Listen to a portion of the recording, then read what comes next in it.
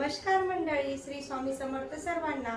Swati's recipe मध्ये आपलं मनापासून स्वागत। उन्हाळा सुरू झाला की आपल्याला काहीतरी थंड आणि पौष्टिक पेय पिण्याची इच्छा असते, जसे की क्रीमी आणि चवदार बदाम शेक। बदाम शेक बनवण्यासाठी आपल्याला लागणार आहे अर्धा लिटर फुल क्रीम दूध घेतलेला आहे। 9 ते 10 बदाम घेतलेले आहेत, जे आपण 4 तास पाण्यात भिजवून त्यांची साल काढून घेतलेली आहे। 2 ते 3 चम्मच साखर घेतलेली आहे। साखर तुमच्या आवडीनुसार टाकायची आहे। 1 चम्मच व्हॅनिला कस्टर्ड पावडर घेतलेला आहे। गार्निशिंगसाठी बदाम आणि काजूचे बारीक काप घेतलेले आहेत। आता भिजवलेले बदाम आपण मिक्सरच्या भांड्यात त्यात 2-3 चमचे दूध टाकून मिक्सरमध्ये जाडसर पेस्ट करून घेऊया।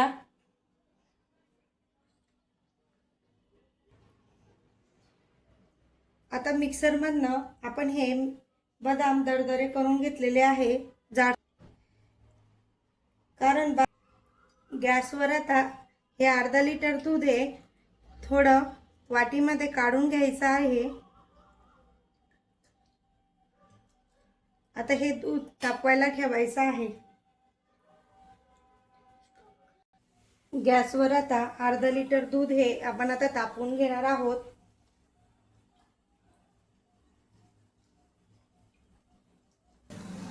दूध हे आता आपलं तापलेलं आहे।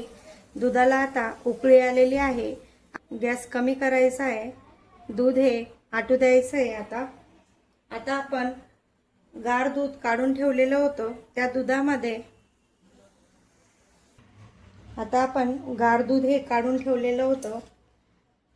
दुधाला उकळी येते तोपर्यंत 1 चम्मच कस्टर्ड पावडर टाकलेला आहे। त्यात आपण छान मिक्स करून घेऊया। आता याच्यात गुठळ्या राहणार नाही, ही काळजी घ्यायची आहे। कस्टर्ड पावडर मिक्स करताना ते पूर्णपणे दुधात विरघळलं गेलं पाहिजे, त्याच्यात असं गुठळ्या नको आहेत आपल्याला।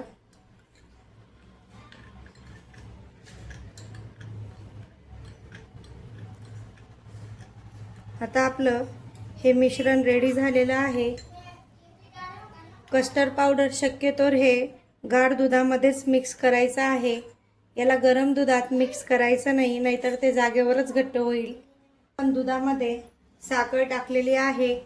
आता ते छान मिक्स करून घेऊया। आता आपण ही बदामाची पेस्ट तयार केली होती तीही टाकून देऊ।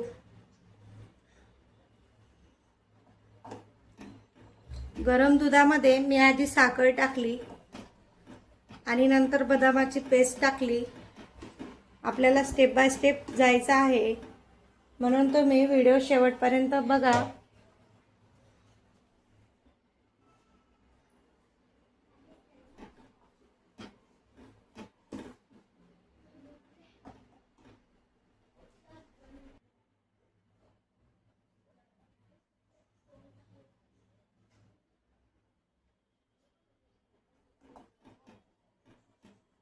आता आपण याच्यामध्ये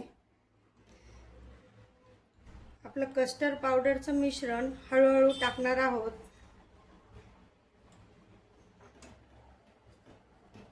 कस्टर्ड पावडरचं मिश्रण टाकताना आपल्याला एका हाताने मिक्स करत राहायचं आहे।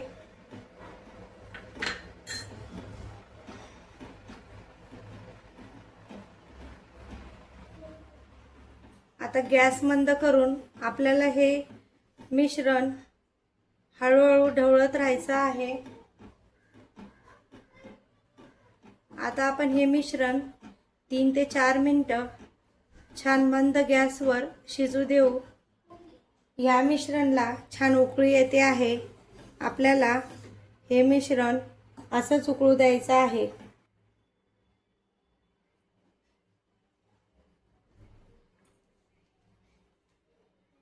बघा आपल्या आता ह्या मिश्रणाला किती छान क्रीमी टेक्स्चर आले आहे। आता हे मिश्रण छान क्रीमी झालेलं आहे। आपण आता हे थंड करायला ठेवू। थंड झाल्यानंतर आपण याला 2 ते 3 तासांसाठी फ्रीजमध्ये सेट करायला ठेवणार आहोत। आता हे मिश्रण पूर्णपणे आपला बदाम शेक हा थंड झालेला आहे। आपण याला 2-1 तासांसाठी सेट होऊ देऊ, फ्रीजमध्ये ठेवूयात। फ्रीजमध्ये ठेवल्यानंतर तर आता मंडळी 2 तासानंतर आपला बदाम शेक मस्त थंडगार झाला आहे। चला तर आता या ग्लासांमध्ये सर्व करूया। या ग्लासांमध्ये आपण आता बदाम शेक सर्व करणार आहोत।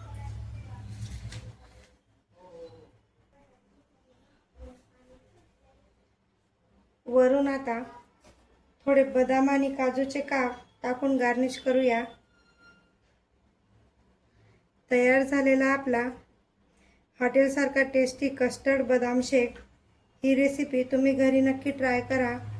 व्हिडिओ आवडला असेल तर लाईक करा, शेअर करा आणि आपल्या स्वातीज रेसिपी चॅनलला सबस्क्राईब करायला विसरू नका। पुन्हा भेटूया अशाच एका नवीन आणि सोप्या रेसिपी सोबत। धन्यवाद।